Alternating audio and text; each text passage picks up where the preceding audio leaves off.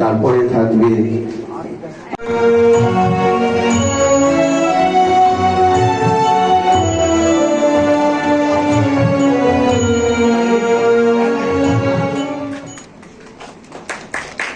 Sir আমাদের দিকে দুজনে একটু প্লিজ।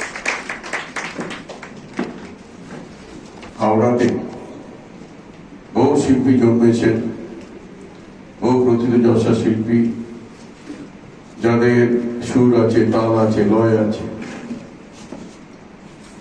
যারা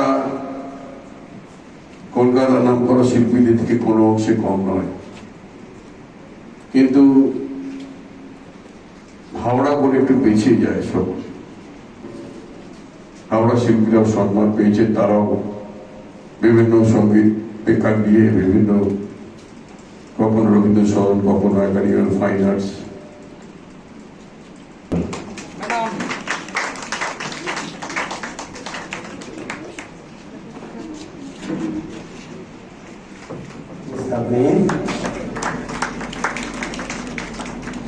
এরপরে নমিতা দি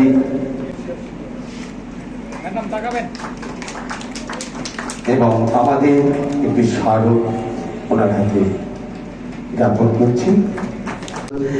ওনাকেও শুধু যে আমাদের দিশারির অনুষ্ঠান নয়, যে কোনো অনুষ্ঠানে ওনাকে আমি দেখি, আমাদের কোনো নাটকের অনুষ্ঠান হলো বা শ্রুতি নাটকের বা আবৃত্তির অনুষ্ঠানে তরুণরা কিন্তু সামনে। আমার মনে আছে 1998-97 সাল হবে, 97-98 হবে, হাওড়ায় প্রথম বঙ্গ সংস্কৃতি সম্মেলন হয়।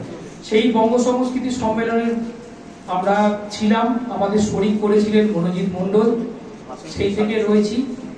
তারপরে হাওড়ায় গান মেলা করেন। আমি যেখানেই যাই এই হাওড়া গান মেলা সম্পর্কে বলি যে মনোজিৎ দা হাওড়ায় শুধুমাত্র নাম করা শিল্পীদের আনেননি, এখানে নবীন এবং যারা প্রতিভাবান শিল্পী রয়েছেন তাদের সমন্বয় ঘটিয়ে চলেছিল এই দৃশ্যে।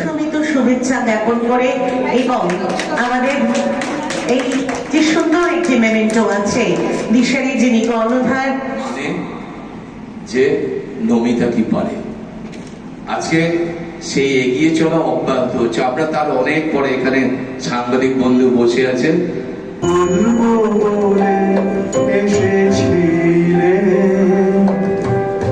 দেখিলাম খোলা বাতায়নে মালা গাঁথ, আপন মনে মালা গাঁথ,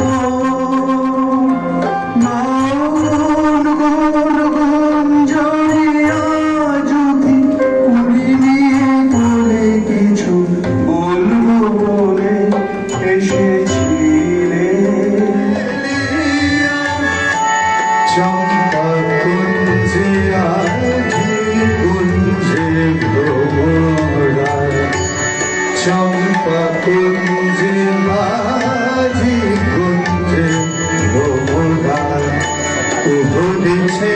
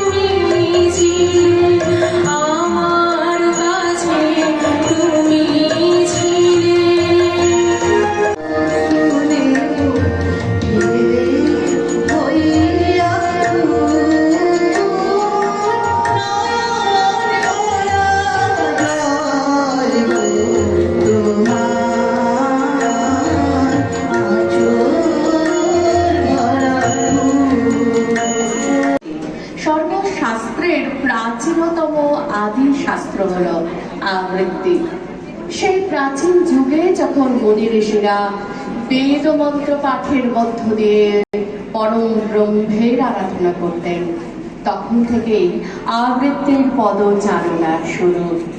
আবৃত্তি এখন উচ্ছল তরুণী, তার সব মহিমায় বিরাজিত। জীবন কত যে গন্ধ, কত যে রাগিনী, কত যে ছন্দ, গাঁথিয়া গাঁথিয়া করেছি বয়ন, বাসর শয়ন তব। গলায় গলায় বাসনার সোনা, প্রতিদিন আমি করেছি রচনা।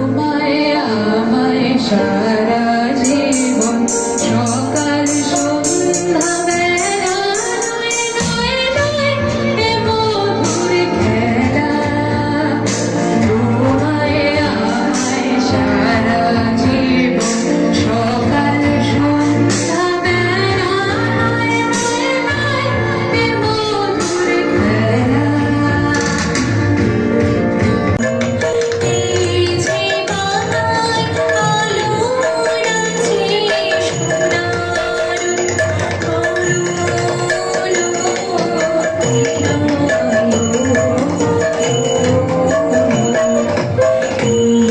সৌখ্য করে পথ জনহীন আধারে বিলীন, কল কোলাহল হয়ে এলো ক্ষীণ।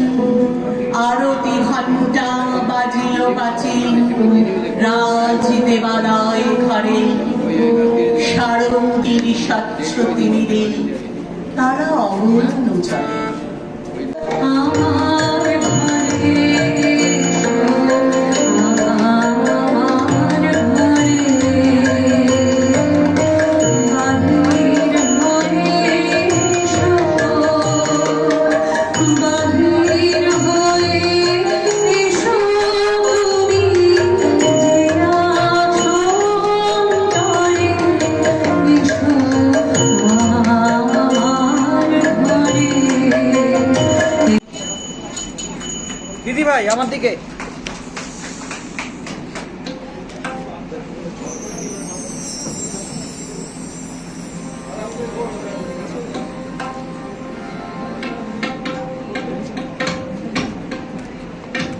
একটু করতালি মনে হচ্ছে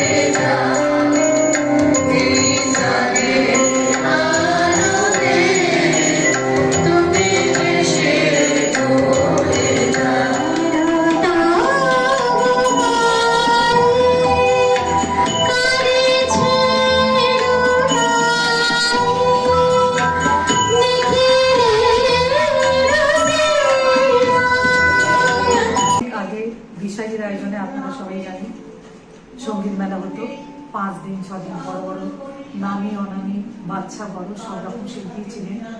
বিভিন্ন ধরনের গান, সেমিনার হলে সঙ্গীতের উপর সেমিনার হতো, তারপরে আঁকার, মিউজিকের উপর আঁকার থাকতো ওখানে, মানে রথী মহারথীরা এখানে আসতো। কিন্তু এখন সঙ্গীত মেলাটা আমরা করতে পারিনি, অনেক মানে কি বলবো, ওটা শুধু পয়সা নয়, মানুষেরও অভাব, পয়সারও অভাব, সব রকমই। আর এটা দিশারিরার জন্য আমরা অনুষ্ঠান প্রায় দিনই করি। এটা রবীন্দ্র নজরুল প্রণাম, নজরুলের তো গান সাধারণত করেনি, কবি রবীন্দ্রনাথকে সবাই পুজো করে, অবশ্যই করতে হবে, কিন্তু নজরুল তার সঙ্গে আমরা করে দিয়েছি একসাথে। কিন্তু আলাদা আলাদা করা আমাদের পক্ষে একটু ব্যয় সাপেক্ষ হয়ে যায়, কিন্তু সবাইকে ডেকে আমার ছাত্রছাত্রী তো থাকেই, দিশারি শিল্পীরা তো থাকে, আর এছাড়াও কিছু অতিথি শিল্পীও আছে, তারাও আমাদের দিশারিতে গান গাইতে চায়।